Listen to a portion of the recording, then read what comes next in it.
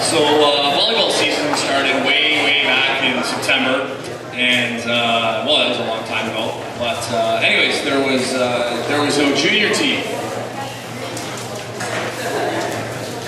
So we thought, okay, well, what are we gonna do? We got no junior team. So okay, well, let's have a varsity team here. And we got all these guys trying out for the team, and it's like, wow, there's a lot of really good grade 9s and 10s, as well as, of course, 11s and 12s. And so what do we decide to do? Well, let's see, there's 6 guys that can play volleyball at a time on the court.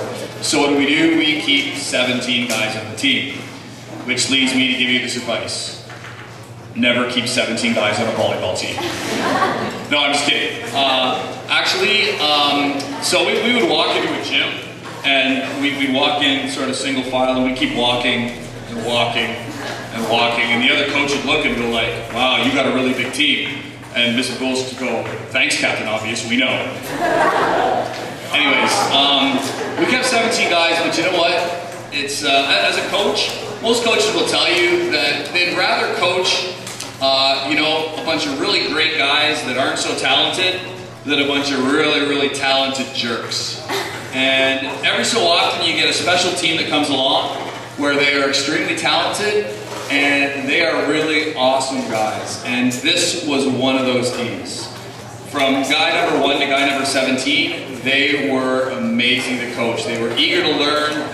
We never had more than, you know, we had perfect attendance at the vast majority of practices, and if guys missed practices, we always knew about it. It was very rare there was a guy at practice who had to talk to us. They were there, they were working hard, they were listening to each other, and it was amazing. The senior guys, they helped the junior guys out, like the rookies, the grade 9s and stuff. They were awesome to them. It was really great watching them be great role models out there. As far as the season goes, it was, like I said, a bunch of talented guys. We ended up winning 3 tournaments and really had a really good loss of regular season, dominated our quarterfinal match, dominated our semifinal match, and then we came to the loss of finals. And we dominated the first 2 games. Unfortunately, it was a best of 5 and we needed to win 3. And the last 3 games, we lost the last 3 games by 3 points. Every game we lost by 3 points. It was a hell of a match, and it was not the outcome we wanted, but boy, it was an entertaining match. The guys were, like I said, I had at least 4 different coaches come up to me over the course of the season and say, wow, you know what, your team is a bunch of class acts. They are just great guys, great representatives, great ambassadors for Port Perry High School. I couldn't agree more with them. They were just awesome. Anyways, that's how the season went. So in terms of our MVP, wow, that was another tough decision. Talking with Ms. Mavulis, we could have picked probably one of about 6 guys. We could have picked one of about 6. There were a ton of them. There were guys at every position that did their job. Because I have to get this out because I have to read this part. Anyways, the MVP for the senior boys volleyball team, this individual also happens to be our male athlete of the year. So I'm going to sort of segue from volleyball into male athlete of the year too here. And in this person's 4 years at Port Perry High School, Colin Martin has been the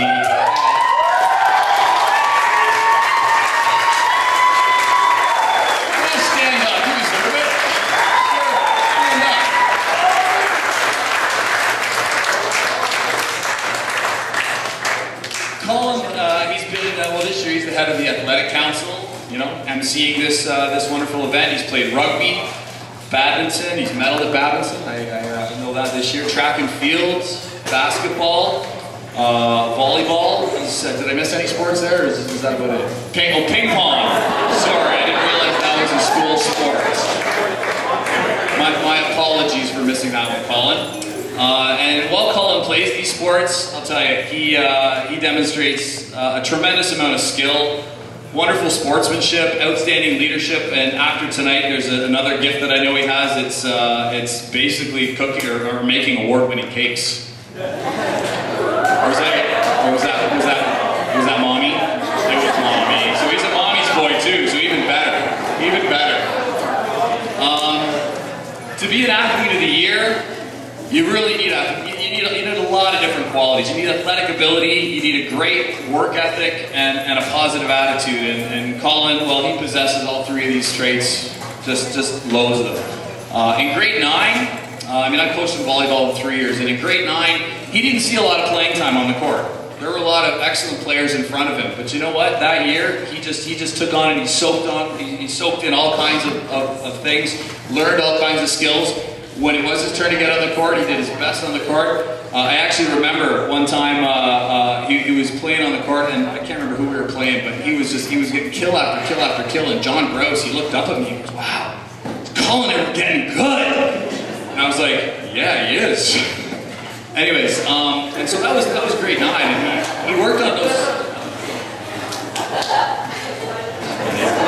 Did I miss something? Was that funny? Anyways, by the time he hit grade 10, he had really improved, and well, he was, you know, he was on the court all the time. Grade 10, he'd improved a huge amount. He was an integral part of the grade 10 volleyball team, which won a loss of gold medal.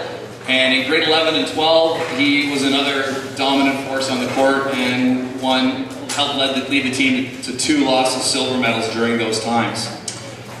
During those last 2 years, I know he also led the team to 7 tournament victories over the last 2 years as well. So that speaks tons. His work ethic, it constantly amazes me.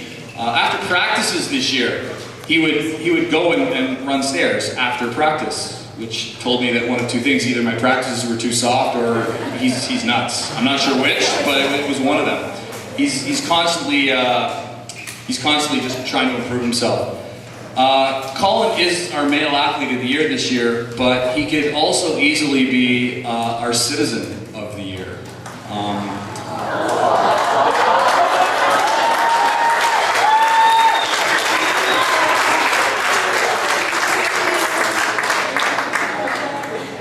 The respect that he demonstrates for everyone around him, his teammates, his coaches, officials, everyone else he has dealing with. He's a great example for everyone. He gives respect, and he commands respect himself from everyone else. There were a number of occasions where I wasn't at practice, and he was in charge of leading the practice. Him and Xander, actually. I'm going to call out Xander there too, because he's also a great co-captain of the team. They were in charge of leading practices, and they led practice. They were great. The guys they followed. It was like, they said it, this is what we're doing. There was never any question. This is what we do. The guys, they followed. Just a natural leader. Next year, I believe Colin is going to Nipissing University. He teased me a little bit this year, kept saying, "Oh, I might be back next year for another year. I might be back." No, I was just teasing me. He's going to Nipissing next year, and I'd be kind of shocked if you didn't see him playing on the volleyball team next year. Colin, I know you're going to be really successful next year there, and we're really going to miss you here at Port Perry High School. I just want to say one more thing to you, Colin. You are a really good athlete, but you're an even better human being. And ladies and gentlemen, your 2000